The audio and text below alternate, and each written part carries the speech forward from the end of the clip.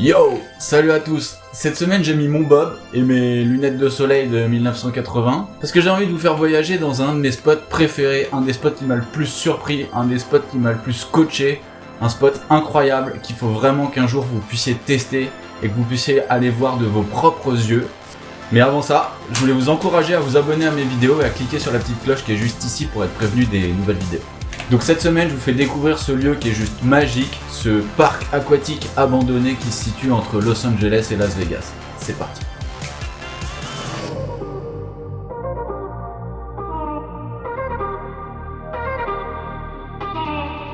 Alors ce spot, je l'ai découvert en 2018 alors que j'étais en road trip aux États-Unis avec la plupart de mes potes riders du monde entier. On venait de faire la Coupe du Monde Evolve Skateboard en Californie, à San Diego. Donc on est remonté à Los Angeles, on allait rider Los Angeles, on a eu la chance de rider le bol de Venice Beach. Puis on s'est dirigé en direction de Las Vegas. Et là, au beau milieu du désert, on s'est arrêté dans cet endroit juste complètement incroyable. Mais non, on va là. En arrivant, j'étais vachement surpris de découvrir ce lieu que finalement j'avais déjà vu dans des vidéos, puisque c'est un lieu aujourd'hui où il y a beaucoup de vidéos de skate, de rollers qui sont tournées là-bas. Il y a aussi beaucoup de graffeurs super connus qui vont graffer là-bas.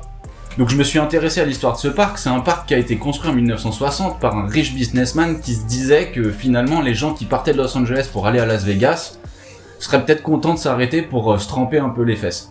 Puis cette affaire a été reprise 2 fois. Donc le premier parc s'appelait le lac Dolores, ce riche businessman a donné le nom de sa femme à ce parc. Puis ça s'appelait le Rock Aula, je crois qu'on prononce comme ça, pas sûr. Pour enfin s'appeler le Discovery Park et fermé en 2004. Donc depuis 2004, c'est un lieu qui attire plein de gens du monde entier parce que c'est complètement space. Arrivé dans ce lieu un peu complètement dégradé, où il y a de la wax partout, on sent qu'il y a eu des skaters et des riders qui sont venus poser des tricks un peu partout, c'est juste complètement incroyable et ça fait vraiment trop kiffer. Donc c'était à notre tour de poser notre trace et cette fois-ci en skate électrique. On a slalomé entre les clous, on a slalomé entre les bombes de peinture vides, on a slalomé entre plein de choses. Donc ce parc c'était un parc aquatique avec des toboggans, la célèbre rivière magique, celle où on pose ses fesses dedans et on se laisse voguer tranquillou. Il y avait aussi des bâtiments avec des salles d'arcade, des salles de restaurant, sans doute des trucs de donuts, j'en sais rien. Donc le truc super mystique dans ce parc, c'est que c'est en plein milieu du désert, qui fait super chaud et qu'il y a vraiment rien à des kilomètres à la ronde.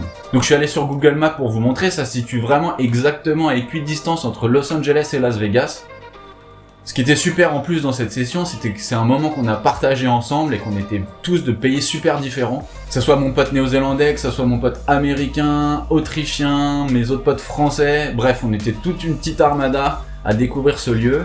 Je vous laisse avec cette vidéo qui est juste à regarder. Prenez du soleil, faites-vous kiffer et restez bien jusqu'à la fin de la vidéo parce qu'à la toute fin, je vous montrerai à quoi ressemblait ce parc en 1960.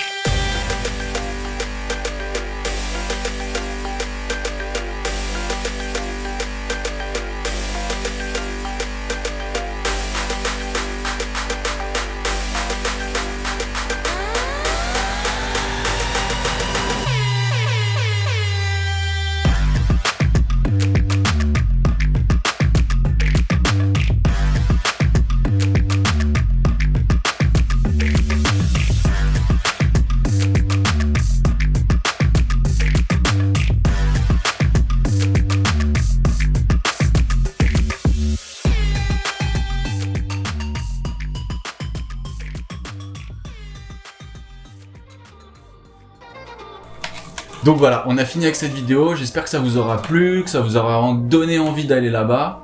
En tout cas, je vous le souhaite à tous, passez une bonne semaine, on se retrouve la semaine prochaine pour une nouvelle vidéo, oh yeah!